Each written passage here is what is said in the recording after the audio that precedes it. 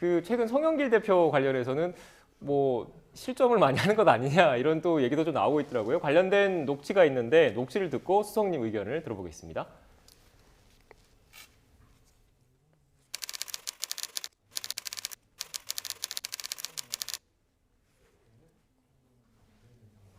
아마도 우리 송영길 대표께서 검찰의 수사권 남용 얘기를 하시다가 약간 좀 지나치신 것 같습니다. 그러니까 약간 넘으신 것 같습니다. 그러니까 적절히 이해해 주시면 좋겠습니다. 그건 무슨 정치적 의도를 가지고 하신 말씀은 아닌 것 같습니다. 네, 수석님 제가 있는 그대로 읽어드리면 이재명 후보는 문재인 정부에서 탄압받던 사람이다. 기소돼서 죽을 뻔했지 않나. 이 발언이 집권 여당의 당대표 입에서 나온 발언입니다. 어떻게 생각하십니까?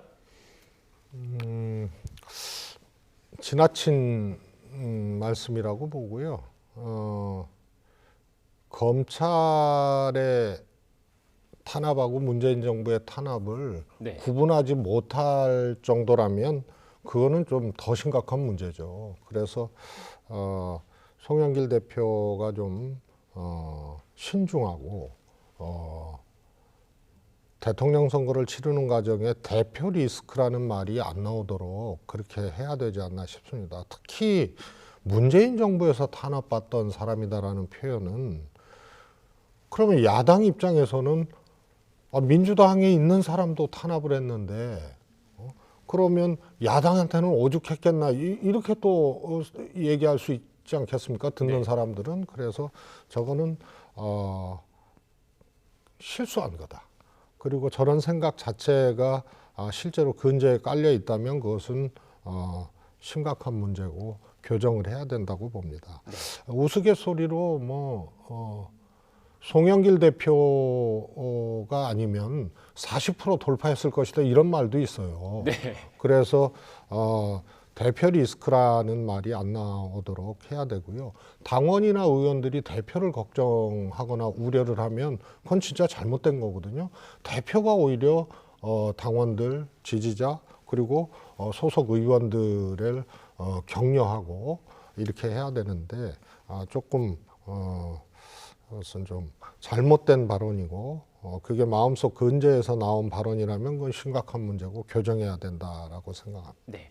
수석님 청와대에도 좀 계셨잖아요. 나오신 지 또 얼마 안 됐기 때문에 이 발언 이후에 청와대 계신 분들과 좀 얘기를 좀 나눴습니까? 뭐 특별히 얘기는 안 했는데요.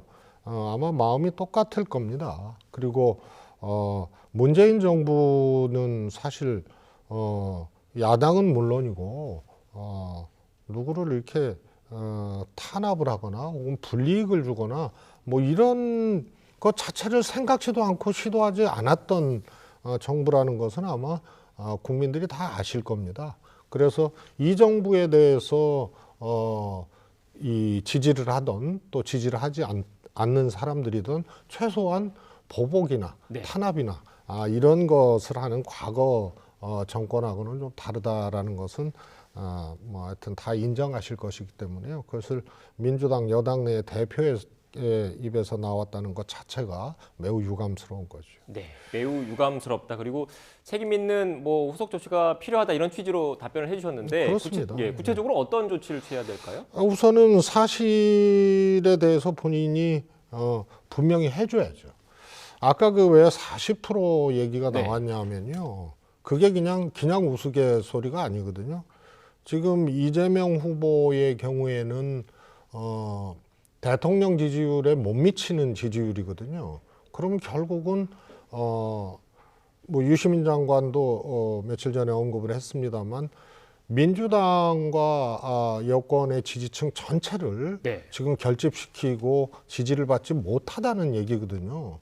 그런데 대표가 저런 말씀을 하시니까 40% 돌파라는 것이 장애되는 것이죠. 네. 그래서 우선 지지층을 결집시키는데 조그만 바리케이트라도 치워야 되는 거지 그거를 쌓는 순간 40% 돌파가 어렵다는 것이 산술적으로도 그렇고 현실적으로도 분명한 진단이기 때문에 대표 때문에 40% 못 넘는다. 이게 단순한 농담은 저는 아니라고 봅니다. 네, 대표 때문에 40% 못 넘는다는 농담 주로 친문 인사들 사이에서 나오는 겁니까? 아니 실제로 지지층 전체가 결집을 하면 네. 넘을 수가 있는 거 아닙니까? 근데 아직 충분한 결집이 이루어지지 못하고 있기 때문에 40% 돌파가 안 되는 거죠. 네, 알겠습니다.